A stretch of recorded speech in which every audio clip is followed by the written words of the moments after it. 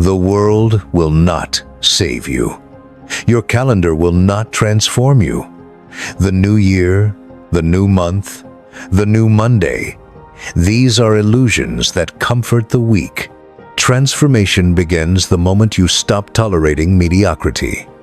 Marcus Aurelius conquered nations, yet his greatest battle was within. Each morning, he woke knowing that discipline is not inherited, it is forged. Every single day, in silence, when no one is watching. This is not about motivation. Motivation is a drug that wears off by noon. This is about reconstruction. About becoming someone who does not need permission to be strong. What follows are 5 cuts. 5 surgical removals that will separate who you are from who you're capable of becoming. If you have the courage to let go of what was never meant to stay. Law 1. Kill the comfort addiction. Your mind is being hijacked. Every scroll, every binge, every instant relief is training you to collapse instead of rise. The world has engineered a system where pleasure arrives without effort, where dopamine flows without discipline. You are being domesticated into weakness. The Stoic sees what others ignore. Every indulgence is a small surrender. When you reach for your phone instead of sitting with boredom, you train weakness. When you pour a drink to escape stress instead of facing it, you erode your will. Seneca warned us, "It is not the man who has too little, but the man who craves more that is poor." Modern life makes you crave endlessly. The algorithm knows your weakness better than you do. It feeds you novelty until gratitude dies and satisfaction becomes impossible. The Stoics' answer is brutal simplicity. Delete what weakens you. Turn off what distracts you. Fast from what controls you. Not forever, not as punishment, but long enough to remember what your mind feels like when it's yours again. Remove the short-term pleasures. Watch what happens. Your focus sharpens. Your thoughts slow down. Time expands. You feel boredom, and then you learn to use it as fuel. The person who controls their dopamine controls their destiny. Law 2. Guard your attention like your life depends on it, because it does. Seneca said, "To be everywhere is to be nowhere."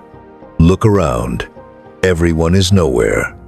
Scrolling through other people's thoughts, reacting to manufactured outrage, living in fragments. The modern mind is under siege. Your attention is the purest form of currency. Tech companies know this.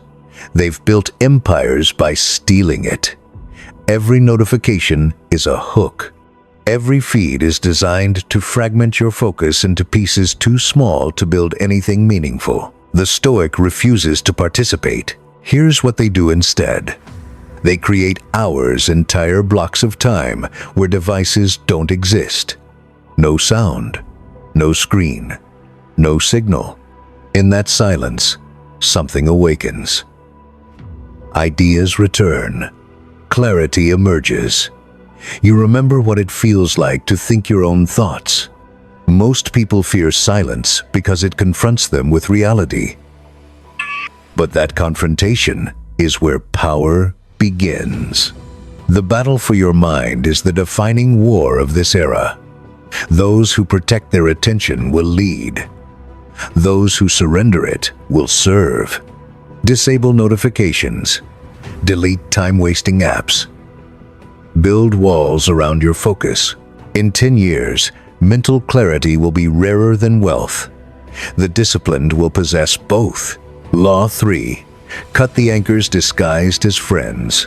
You become the average of the 5 people you spend the most time with. Look at your circle. Are they building or decaying? Challenging or comfortable? Rising or complaining? Marcus Aurelius wrote, "The soul becomes dyed with the color of its thoughts." The same is true for the company you keep. Weak circles don't always look weak. They're friendly, familiar, fun. But watch what happens when you try to rise. When you impose standards, when you choose discipline over distraction. They'll call you extreme, mock your consistency, question your commitment. Not because they're malicious, because your growth exposes their stagnation. The Stoic understands a hard truth. Some people must be released to preserve your integrity. This doesn't mean cruelty. It means distance. It means protecting your energy like a fortress. It means understanding that not every relationship that was valuable remains valuable. Epictetus said it clearly. Show me someone who can be sick and happy, in danger and happy, dying and happy. Show me a Stoic. That serenity is not found in crowds. It's forged in solitude. When you remove weak ties, something shifts. New alignments emerge. Strength recognizes strength. Your circle becomes smaller, but unbreakable. Quality over quantity. Depth over frequency. Alignment over affection. Law 4. Master reaction. Master life. Emotional reactivity is slavery.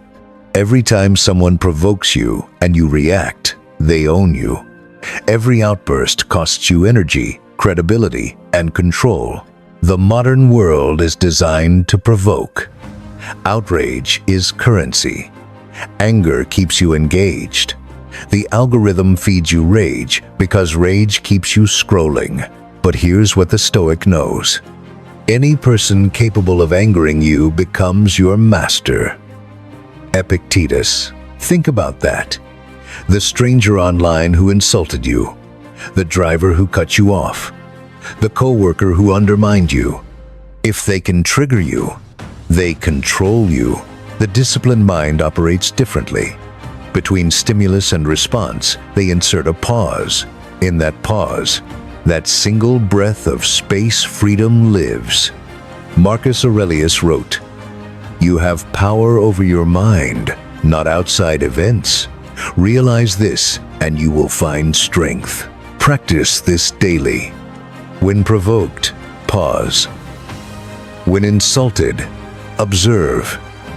When challenged, breathe. Watch the emotion rise. Name it. Let it pass." This isn't suppression that just buries the fire. This is discipline. You feel the anger, acknowledge it, and choose your response.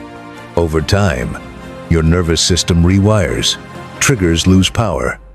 Peace becomes your default state. The calm person dominates the chaotic one without lifting a finger. Their composure is power. Their stillness is strength. In a world addicted to reaction, the Stoic becomes a fortress of calm. Law 5. Your body is your foundation. Philosophy doesn't live in words. It lives in your posture, your breath, your endurance. Marcus Aurelius understood this. You must build your life action by action. Every action begins through the body. When your body is weak, your mind follows. Look at modern life. Sitting more than moving. Eating more than burning. Scrolling more than sweating. Comfort is constant. The body has adapted by growing weaker, and when the body weakens, everything weakens. Seneca put it bluntly. It is a disgrace to grow old through sheer carelessness before seeing what manner of man you may become by developing your bodily strength and beauty to their highest limit. This isn't vanity. This is stewardship. The Stoic treats the body as duty. They train not for appearance, but for capability, for endurance, for readiness. The strong body endures longer, focuses deeper, resists fatigue that would break the weak. Every workout is a declaration. I am in command.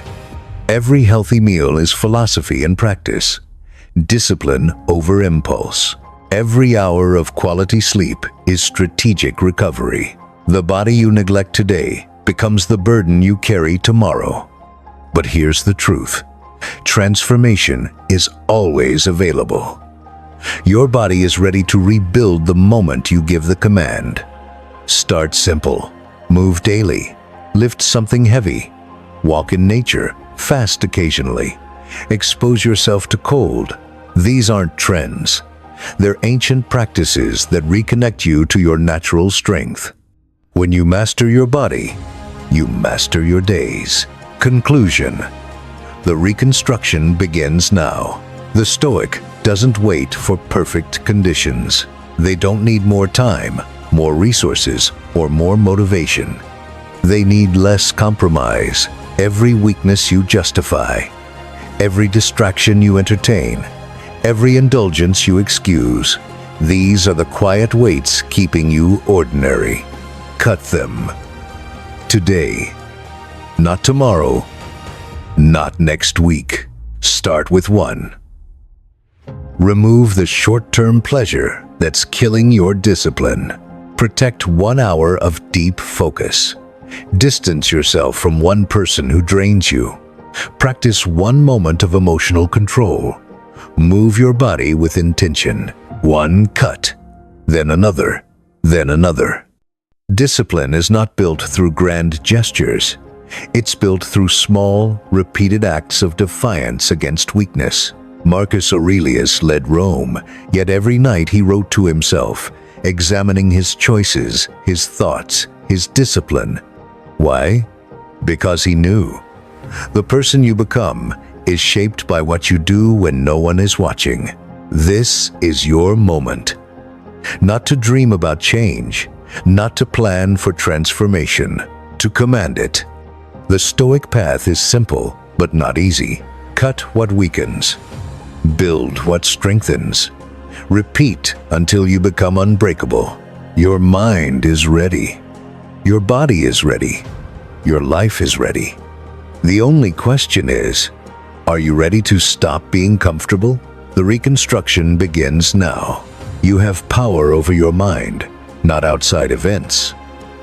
Realize this, and you will find strength. Marcus Aurelius.